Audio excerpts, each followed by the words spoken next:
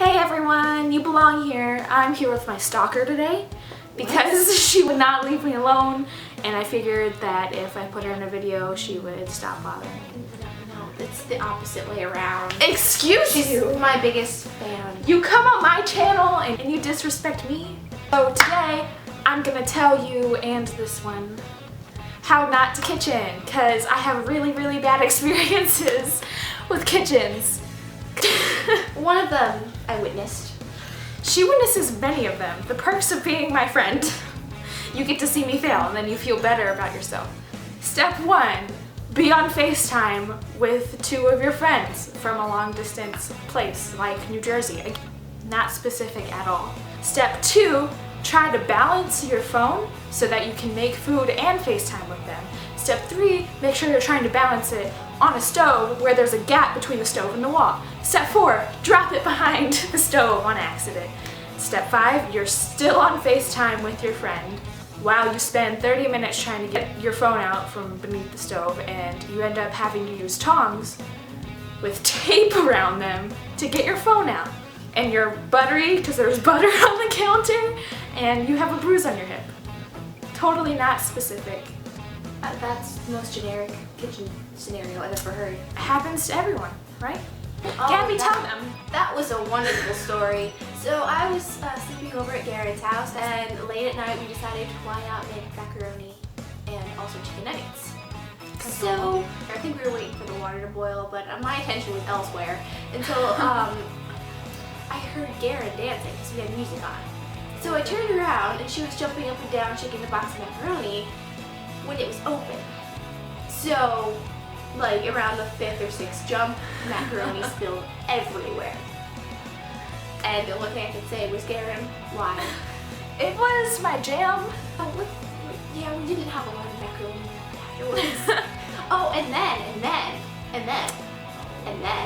if the macaroni wasn't enough, when we made the chicken nuggets, Garen pulled them out when they were done.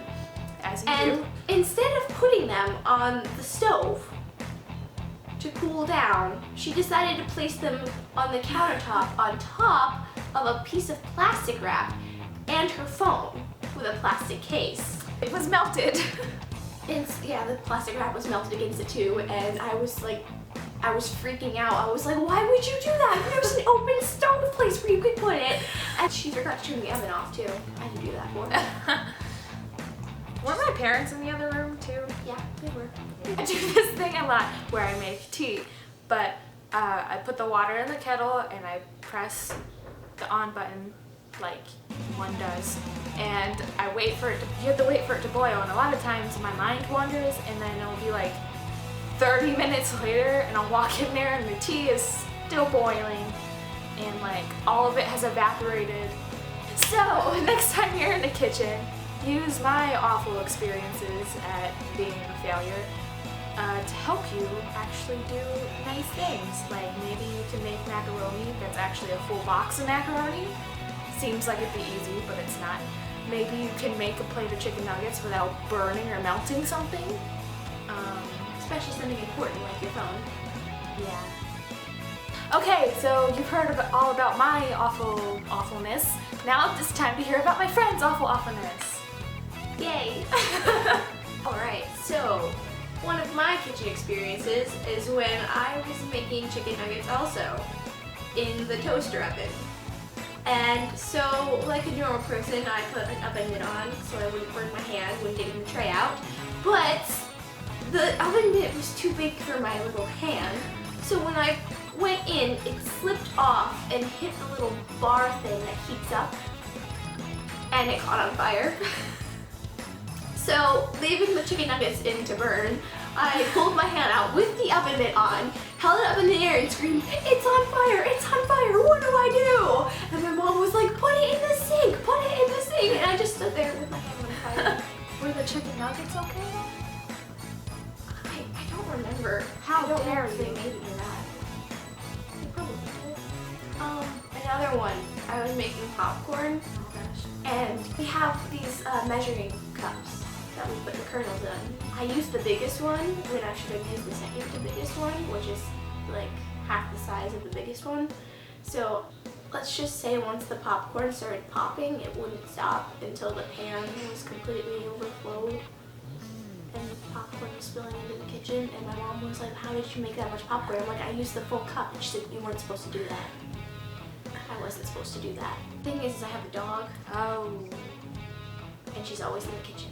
Oh. And She really had a field day. Beautiful. Okay. That's our awful kitchen stories. Yay! Applause. If anyone's interested in more stories, not relating to kitchens, but in houses in general, comment, because we're happy to share all of our failures.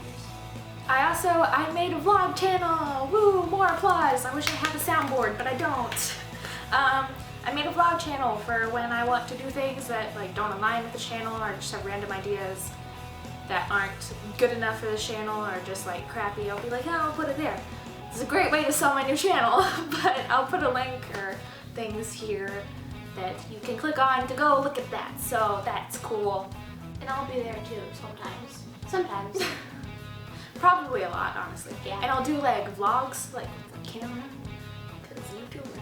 Thanks for watching. Give us a like if you liked it and all that junk in the comments that Gabby said. Subscribe for more awkward and I will see you next week. Peace out, Girl Scouts.